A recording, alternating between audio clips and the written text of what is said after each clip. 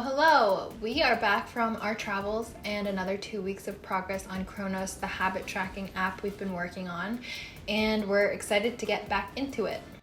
By the end of our last sprint, we had Chronos in a really good place. The app was complete enough for us to test it out on our own phones for a week, and we only had a few major bugs.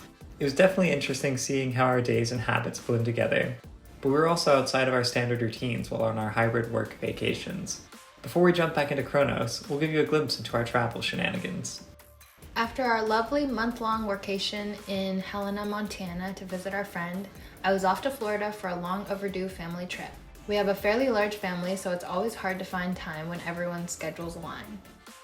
We decided to take a short weekend cruise to the Bahamas, and it was really nice just to get to hang out with everyone. In addition to the lovely company, the sunsets and destinations were to die for. We stopped at the Bahamas and Nassau. Upon returning to Florida, I stayed a few extra days to hang out with a few family members who also decided to stay. We visited Wynwood, a neighborhood in Miami known for its murals, and did some other sightseeing. Meanwhile, while Jessica was off on her family cruise, I was studying, just like any good game developer should do. And there's no better way to study video games than by playing them. After a productive 5 days and about 60 hours worth of Dark and Darker, it was time to hop to the opposite side of the spectrum and spend 5 days shaking off the gameritis and touching grass in Yellowstone. After both of our vacations, we returned home to start our next sprint for a week. Unfortunately, Richard managed to get COVID during this time, so we had a fairly slow week while quarantining and working together over Teams. And there's nothing like returning to a project after stepping away for a few weeks, especially with the constant desire to sleep off an illness.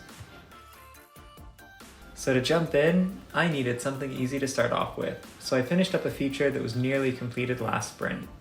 Having all the action blocks labeled as action title was getting kind of old, so that's where work began. Now, any timeline block will show you the name and the icon for the action. I saw some of the lovely colors that Richard was selecting for our default action buttons and thought we were in need of a color palette. So I created this color selection grid that is composed of buttons with the color swatches I knew would be pleasant to look at. With our UI being cleaned up, we decided to add some more quality of life improvements. It seemed kind of funky to track all the actions to the second, especially since actions fall into time buckets on the habit timeline, and any habit worth tracking isn't going to be fast. Now, if you try to perform an action for less than a minute, you get an error that the actions must be at least 1 minute long. Actions will also snap to the nearest minute, so if you perform an action for 1 minute and 30 seconds, then the action will actually show up as 2 minutes long. The next action will also appear to start slightly in the future, but it's the big picture we're worried about here with Chronos, not every detail of your life. No Life in Dark and Darker actually had some positive benefits for Chronos as well. I used that week to track all of my actions and to see what my habits were, but also noticed some serious issues with Chronos. When your mind is fully in the dungeon, you don't have the capacity to make sure you keep your habit tracking app running while gaming. So I made another quick fix that had been bothering me for the past few weeks. If you start an action and close the app, the action will now continue to track itself. Now, when your gamer brain turns to mush and you accidentally close the app, you still have all your gaming time tracked. This actually ended up being a bit trickier to implement due to action snapping to the minute, since we still wanted users to see a timer that showed to the second, but we got there eventually. It's unlikely that everyone is going to go full degenerate like Richard and play video games for a week straight, so instead of letting him pick the default actions, I came up with some generic ones that most people will likely do, such as sleeping, eating, and exercising. I'd argue that extracting out of a dungeon gets your heart rate up just like exercise, so it really isn't full degeneracy. But back to Chronos. Another huge quality of life update is being able to scroll through containers without pressing buttons. I may have spent 3 days reverse engineering buttons and scroll containers, but it turns out setting the button mouse filter to pass accomplishes the same thing. Once Richard was no longer contagious, we were off to Atlanta, Georgia for yet another lovely workation at our friends. Little did we know that this stay also included some top-tier cooking and the bougiest dog park ever. Both of which were very welcome surprises. Even though we were living it up in Atlanta, there was still much to do during the 9-to-5 grind for Chronos.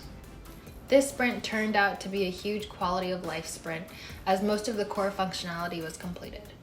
The next improvement was getting the timeline to auto-scroll towards the active action. Now you can actually see what it is you have started.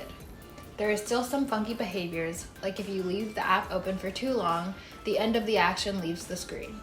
One option would be to update the zoom of the timeline automatically every minute or so, but this would be frustrating if you were scrolling through your day.